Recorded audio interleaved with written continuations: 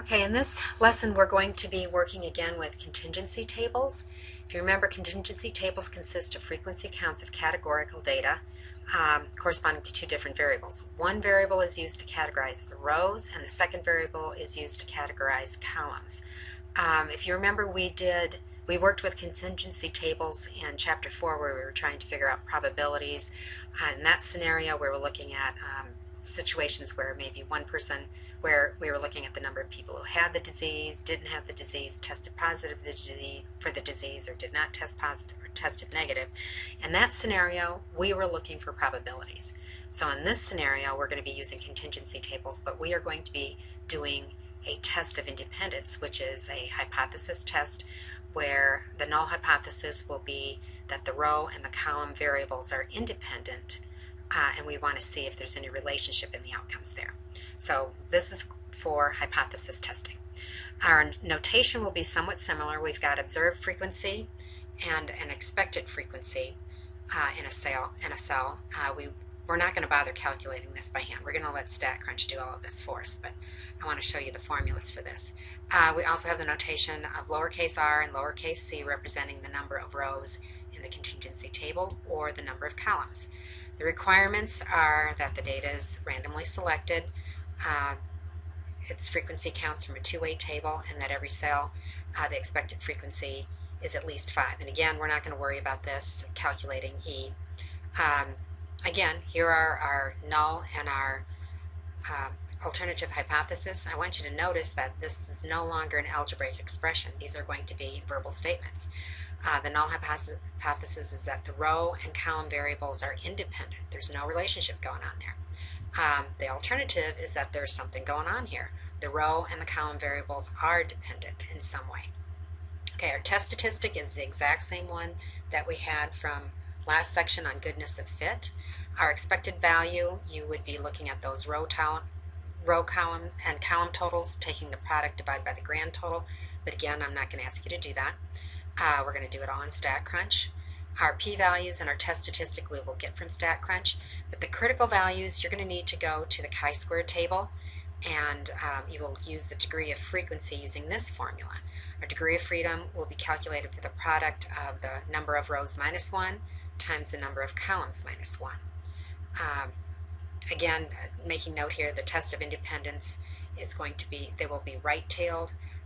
In other words, we're going to be looking at our critical value and our test statistic and seeing how they line up to each other, to the right or to the left of each other. We want to know if our test statistic is to the right of our critical value. That's why we're saying this is a right-tailed test.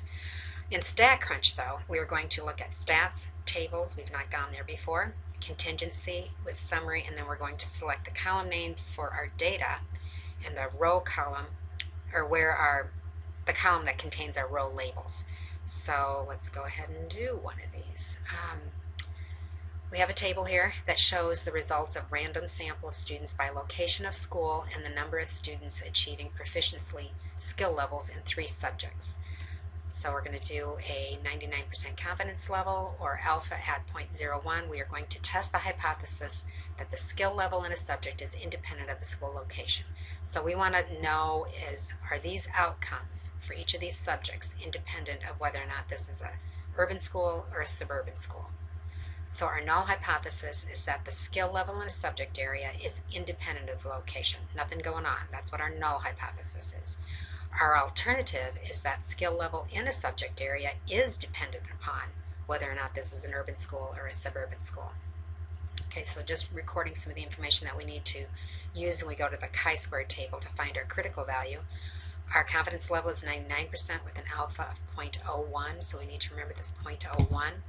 Our degrees of freedom, we're going to use r minus 1 times c minus 1, and so we can see that we have 2 rows of data and we have 3 columns of data. So 2 minus 1 would give us this 1, and 3 minus 1 is going to give us this 2. So the product is 2, so our degree of freedom is 2.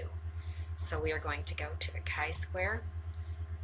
We're going to go down to degrees of freedom of 2. We're going to hike all the way over here to the second to the end, because that is our column that is showing our chi-square values for 0.01 alpha. So we end up with 9.21 1 is the critical value that we are going to be comparing our test statistic to. So back to our problem. So we need to go into StatCrunch to calculate the rest of this. When I go to StatCrunch, I've got the information already recorded in here. So we're just going to go to Stats. This time we're going to go down to Tables, and we're going to go to Contingency with Summary. And so we need to identify, first of all, where is the data located? So I'm going to skip that first column because there's no data in that first column, and I'm going to click on Reading, and I want to hit down the Control to click Math and Science because I need to collect more than one. And then our row labels are in that first one, Location. So these are our labels. So we're going to click Compute, and we get our data outcome here, our report. You can see that StatCrunch has already calculated the total, so you could go ahead and calculate your expected value if you wanted to, but we don't really need to do that unless you're asked to do that. We could use this also to help us calculate the actual test statistic if we were doing it by hand. I don't know why you do that because it's all right here. Our test statistic, the value of our test statistic is 0.297, and our p-value is 0.8619. So I want to kind of slide this over here and compare this. So our test statistic is much lower than our critical value. In other words, thinking of that along that chi distribution, that's going to be far to the left compared to 9.2. So that tells us that these are normal outcomes. When I look at the p-value, that p-value is very high. So that's telling us that our null will fly. So I'm going to close this down.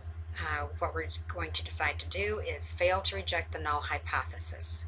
For both of those reasons, there is not enough evidence to reject the claim that skill level in a subject is independent of location.